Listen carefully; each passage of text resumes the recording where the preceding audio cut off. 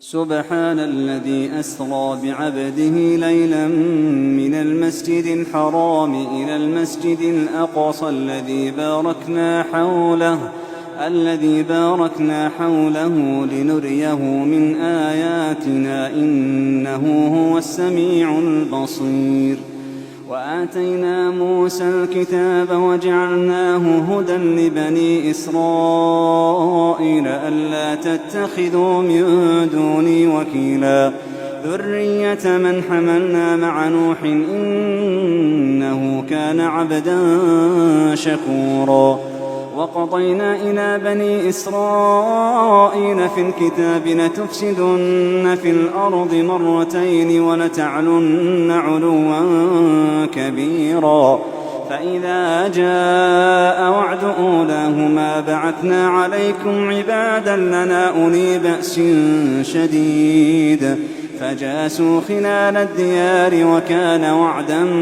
مفعولا. ثم رددنا لكم الكرة عليهم وأمددناكم بأموال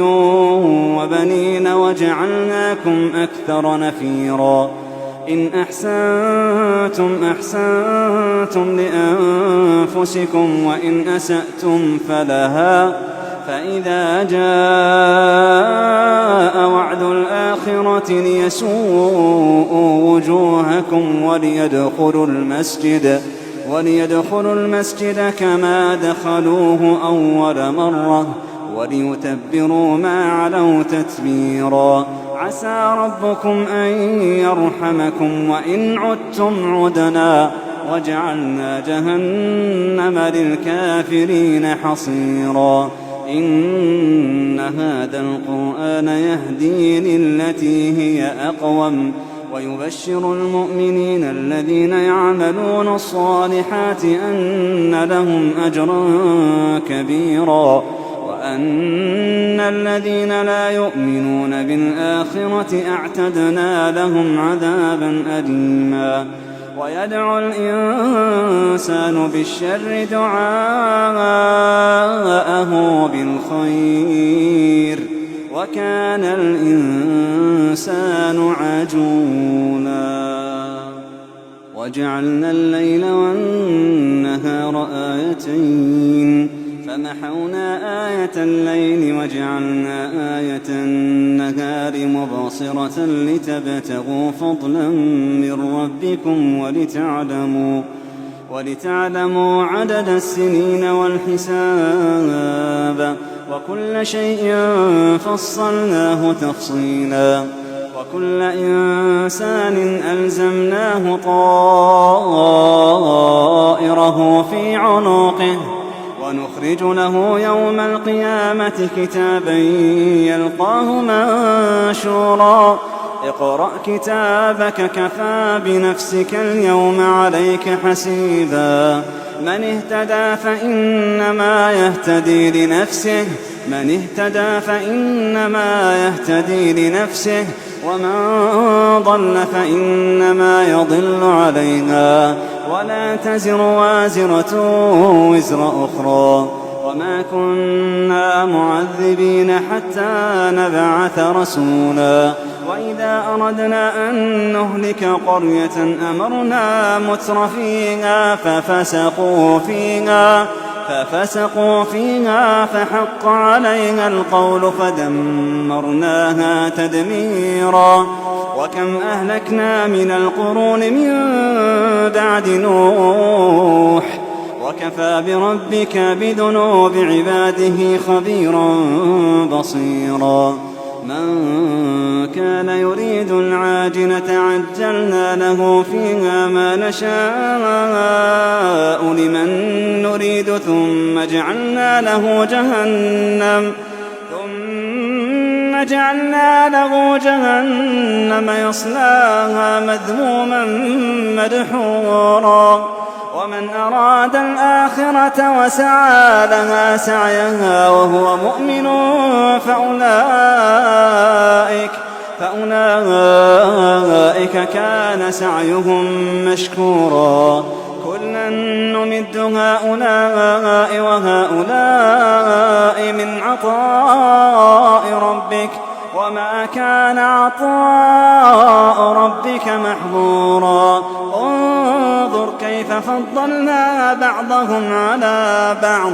وللآخرة أكبر درجات وأكبر تفضيلا لا تجعل مع الله إلها آخر فتقعد مذموما مخذولا وقضى ربك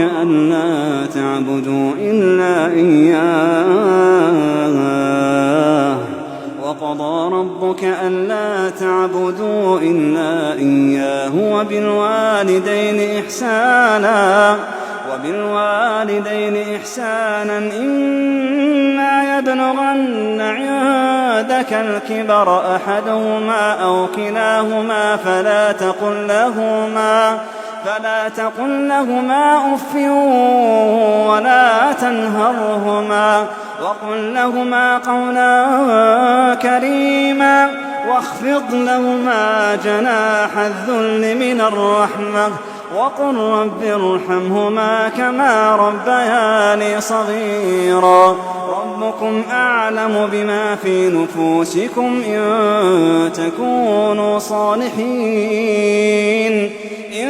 تكونوا صالحين فإنه كان للأوابين غفورا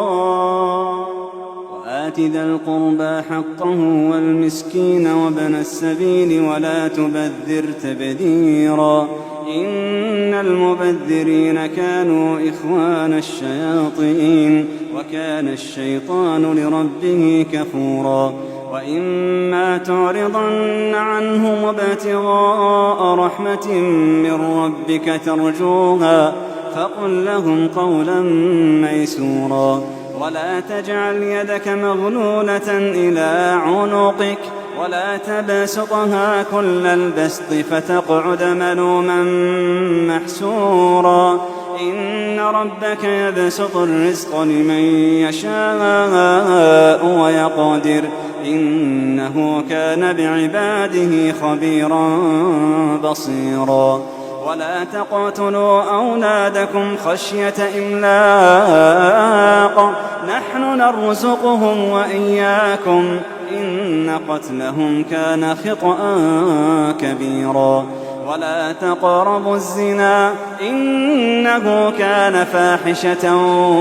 وساء سبيلا ولا تقتلوا النفس التي حرم الله إلا بالحق ومن قتل مظلوما فقد جعلنا لوليه سلطانا فلا يسرف في القتل إنه كان منصورا ولا تقربوا مال اليتيم إلا بالتي هي أحسن حتى يبلغ أشده وأوفوا بالعهد إن العهد كان مسؤولا وأوفوا الكيل إذا كلتم وزنوا بالقسطاس المستقيم ذلك خير وأحسن تأويلا ولا تقف ما ليس لك به علم إن السمع والبصر والفؤاد كل أولئك كان عنه مسؤولا ولا تمش في الأرض مرحا إنك لن تخرق الأرض ولن تبلغ الجبال طولا كل ذلك كان سيئه عند ربك مكروها ذلك مما أوحى إليك ربك من الحكمة ولا تجعل مع الله إلها آخر فتلقى في جهنم ملوما مدحورا أفأصفاكم ربكم بالبنين واتخذ من الملائكة إناثا إنكم لتقولون قولا عظيما ولقد صرفنا في هذا القرآن ليذكروا وما يزيدهم إلا نفورا قل لو كان معه آلهة كما يقولون إذا لابتغوا إلى ذي العرش سبيلا سبحانه وتعالى عما يقولون علوا كبيرا تسبح له السماوات السبع والأرض ومن فيهن وإن من شيء إلا يسبح بحمده ولكن لا تفقهون تسبيحهم إنه كان حليما غفورا وإذا قرأت القرآن جعلنا بينك وبين الذين لا يؤمنون بالآخرة حجابا مستورا وجعلنا على قلوبهم أكنة أن يفقهوه وفي آذانهم وقرا وإذا ذكرت ربك في القرآن وحده ولوا على أدبارهم نفورا نحن أعلم بما يستمعون به إذ يستمعون إليك وإذ هم نجوى إذ يقول الظالمون إن تتبعون إلا رجلا مسحورا انظر كيف ضربوا لك الأمثال فضلوا فلا يستطيعون سبيلا وقالوا أئذا كنا عظاما ورفاتا أئنا لمبعوثون خلقا جديدا قل كونوا حجارة أو حديدا أو خلقا مما يكبر في صدوركم فسيقولون من يعيدنا قل الذي فطركم أول مرة فسينغضون إليك رؤوسهم ويقولون متاه قل عسى أن يكون قريبا يوم يدعوكم فتستجيبون بحمده وتظنون إن لبثتم إلا قليلا وقل لعبادي يقولوا التي هي أحسن إن الشيطان ينزغ بينهم إن الشيطان كان للإنسان عدوا مبينا ربكم أعلم بكم إن يشأ يرحمكم أو إن يشأ يعذبكم وما أرسلناك عليهم وكيلا وربك أعلم بمن في السماوات والأرض ولقد فضلنا بعض النبيين على بعض وآتينا داود زبورا قل ادعوا الذين زعمتم من دونه فلا يملكون كشف الضر عنكم ولا تحويلا أولئك الذين يدعون يبتغون إلى ربهم الوسيلة أيهم أقرب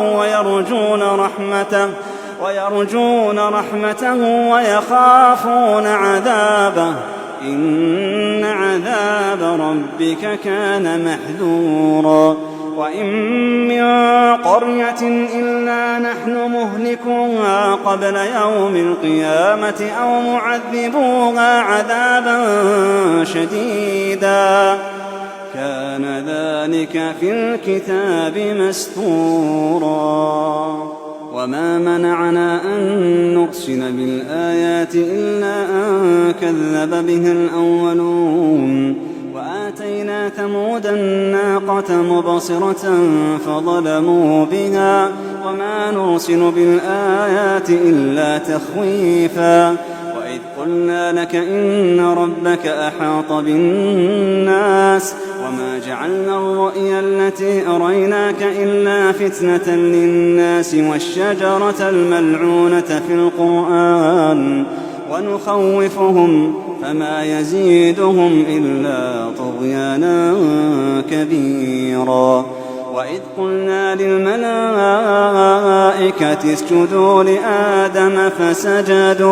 فسجدوا إلا إبليس قال أأسجد لمن خلقت طينا قال أرأيتك هذا الذي كرمت علي لئن أخرتني إلى يوم القيامة لأحتنكن ذريته إلا قليلا قال اذهب فمن تبعك منهم فإن جهنم جزاؤكم جزاء موفورا واستفزز من استطعت منهم بصوتك وأجلب عليهم بخيلك ورجلك وشاركهم في الأموال والأولاد وعدهم وما يعدهم الشيطان إلا غرورا إن عبادي ليس لك عليهم سلطان وكفى بربك وكيلا ربكم الذي يزجي لكم الفلك في البحر لتبتغوا من فضله إنه كان بكم رحيما وإذا مسكم الضر في البحر ضل من تدعون إلا إياه فلما نجاكم إلى البر أعرضتم وكان الإنسان كفورا أفأمنتم أن يخسف بكم جانب البر أو يرسل عليكم حاصبا ثم لا تجدوا لكم وكيلا أم أمنتم أن يعيدكم فيه تارة أخرى فيرسل عليكم قاصفا من الريح فيغرقكم بما كفرتم ثم لا تجدوا لكم علينا به تبيعا ولقد كرمنا بني آدم وحملناهم في البر والبحر ورزقناهم من الطيبات وفضلناهم على كثير ممن خلقنا تفضيلا ولقد كرمنا بني آدم وحملناهم في البر والبحر ورزقناهم من الطيبات وفضلناهم على كثير ممن خلقنا تفضيلا يوم ندعو كل أناس بإمامهم فمن أوتي كتابه بيمينه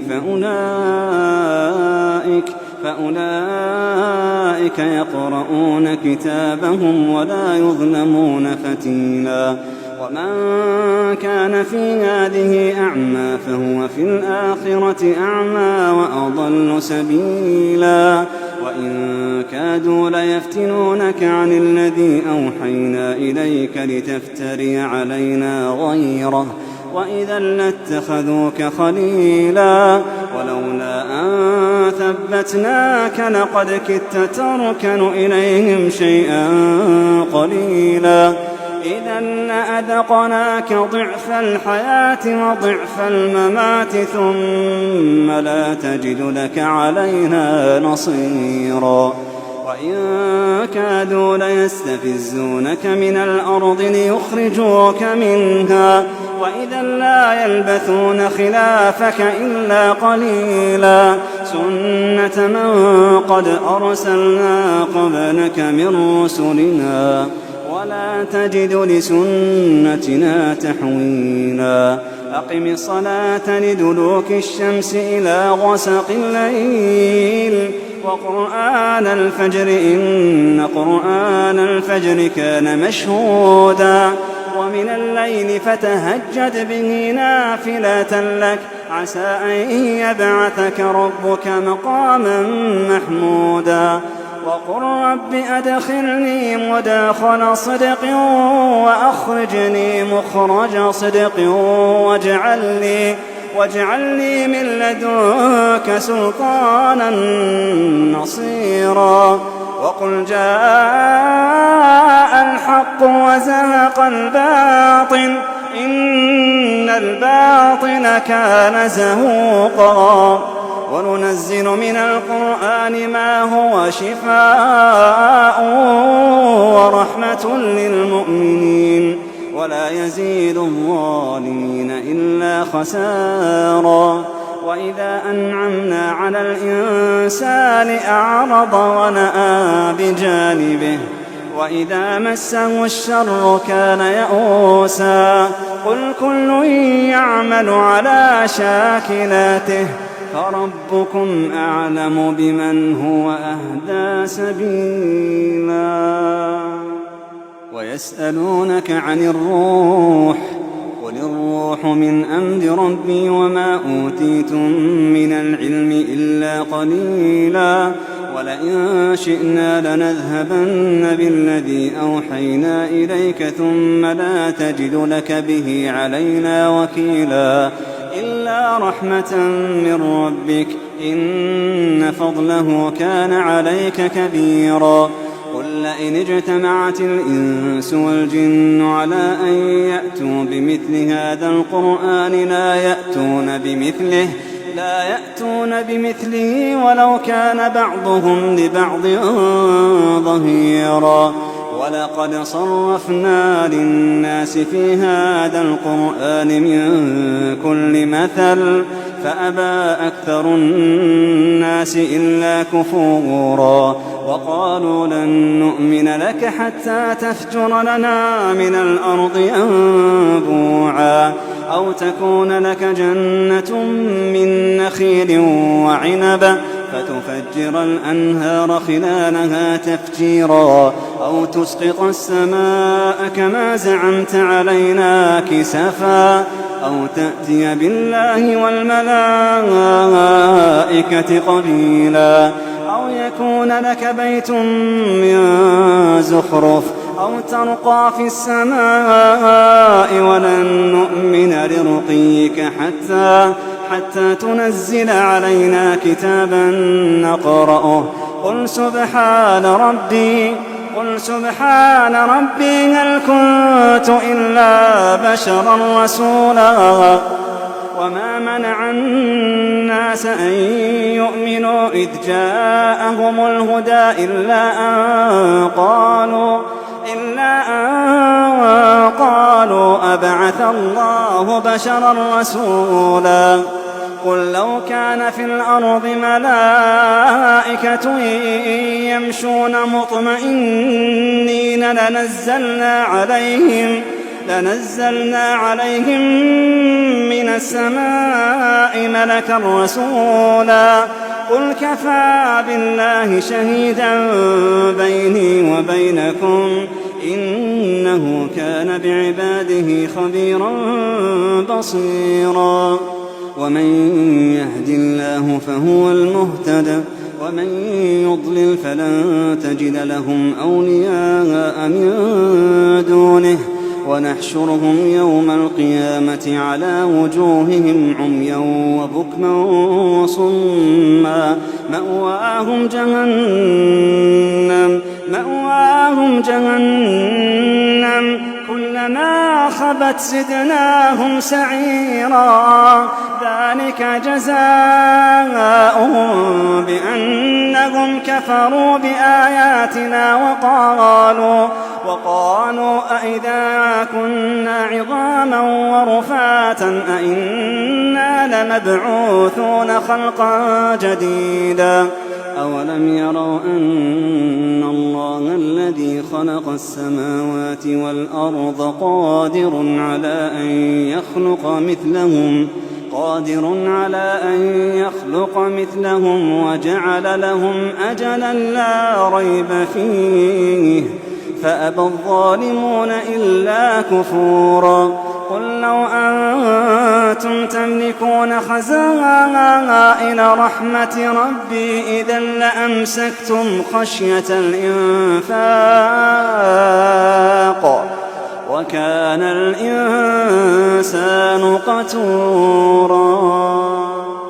ولقد آتينا موسى 9 آيات بينات فاسأل بني إسرائيل إذ جاءهم فقال له فرعون إني لأظنك يا موسى مسحورا قال لقد علمت ما أنزل هؤلاء إلا رب السماوات والأرض بصائر وإني لأظنك يا فرعون مثبورا فأراد أن يستفزهم من الأرض فأغرقناه ومن معه جميعا وقلنا من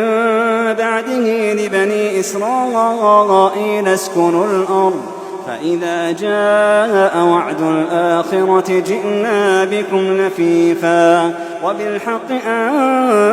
أنزلناه وبالحق نزل وما أرسلناك إلا مبشرا ونذيرا وقرآنا فرقناه لتقرأه على الناس على مكث ونزلناه تنزيلا قل آمنوا به أو لا تؤمنوا إن الذين أوتوا العلم من قبله إذا يتلى عليهم يخرون للأذقان سجدا ويقولون سبحان ربنا إن كان وعد ربنا لمفعولا ويخرون للأذقان يبكون ويزيدهم خشوعا قل ادعوا الله أو ادعوا الرحمن أيما تدعوا فله الأسماء الحسنى ولا تجهر بصلاتك ولا تخافت بها وابتغ بين ذلك سبيلا وقل الحمد لله الذي لم يتخذ ولدا ولم يكن له شريك في الملك ولم يكن له ولي من الذل وكبره تكبيرا